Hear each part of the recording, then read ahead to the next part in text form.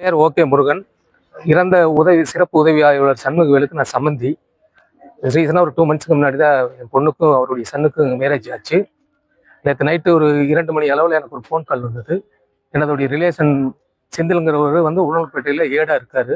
அவர் மூலியமா ஒரு சின்ன சம்பவம் நடந்துருச்சுன்னு ஒரு தகவலை சொன்னாங்க. என்ன சம்பவம்னு கேட்டு, இந்த மாதிரி சண்முகவேல் சார் ஒரு விஷயமா ரோந்துக்கு போயிருந்த இடத்துல வெட்டப்பட்டு இறந்துட்டாருங்கிற ஒரு மெசேஜ் எனக்கு சொன்னாங்க. அப்புறம் நான் உடனே 2 மணிக்கு நான் அந்த ஸ்பாட்டுக்கு போயிருந்தேன். போயிருக்கிறப்ப அவர் இருந்த நிலையில் தான் இருந்தார். அப்புறம் போலீஸ் எல்லாம் பண்ணாங்க, ஐடி இண்டி எல்லாம் எடுத்து பார்த்தாங்க. எல்லாம் முன்னாடி தான் நடத்தினாங்க. எல்லாம் பார்த்துட்டு தான் அப்புறம் இங்கே மார்ச்சரிக்கு அனுப்பிச்சாங்க. பட் இருந்தாலும் போலீஸுகள் தனியாக 11 மணிக்கு போகும்போது ஒரே ஒரு போலீஸ் சம்பவ இடத்துல இருந்திருக்கிறாரு. ஒரு வெப்பன்ஸோ அல்லது ஒரு பாதுகாப்போ, எந்த பாதுகாப்புமே இந்த அரசாங்கத்தினால ஒரு போலீஸுக்கு கொடுக்க முடியல. ஒரு சிறப்பு ஆய்வாளருக்கு இந்த நிலை என்றால் நாளைக்கு பொதுமக்கள் எல்லாம் எப்படி வாழ்வாங்க, எப்படி பிழைப்பாங்க?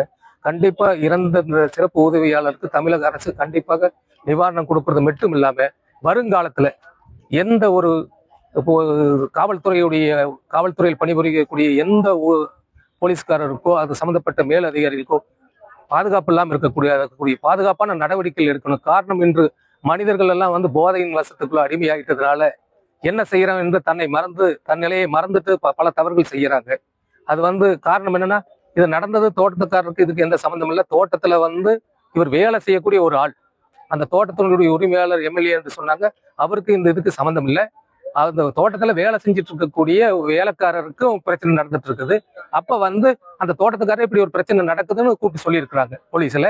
அதன் பேர்ல தான் போலீஸ் பார்த்தாங்களே ஒழிய தோட்டத்துல தோட்டத்துக்காரருக்கும் அந்த அதிமுகவினுடைய மகேந்திரன் எம்எல்ஏக்கு எந்த சம்மந்தமும் இல்லை. இது முழுக்க முழுக்க தோட்டத்துல பணிபுரிஞ்சவங்க தான் செஞ்சிருக்காங்களே ஒழிய அவருக்கு இதுல எந்த தொடர்பும் இல்லைங்கிறது இந்த நேரத்தில் தெரிஞ்சுக்கிறேன். பட் இருந்தாலும் தமிழக அரசு கிட்ட என்னுடைய நீண்ட வேண்டுகோள் என்னன்னா, மது ஒழிப்பு முக்கியம். மது ஒழிப்பு மட்டுமல்ல, கஞ்சா, அபின், போதை வஸ்திரங்கள் இந்த நாட்டுல பயங்கரமா வருகிறது.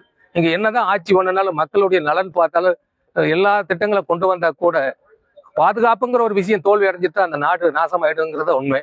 அது உங்களுடைய ஆட்சியில மிகவும் தோல்வி அடைஞ்சிருக்கிறது இந்த நேரத்தில் நான் சொல்ல விரும்புறேன்.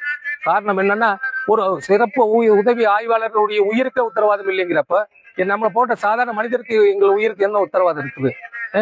தயவு செய்து இதை முதல்வர் கவனத்துக்கு எடுத்து இனி வருங்காலங்கள்ல எந்த ஒரு காவல்துறையுடைய பணியை புரியும் எந்த ஒரு காவல்காரர்களுடைய உயிரும் பறிபோகாததுக்கான நிலைகளை எடுத்து செய்யணும். இந்த நேரத்துல ரொம்ப தாழ்மையோடு கேட்டுக்கிறேன். நன்றி, வணக்கம்.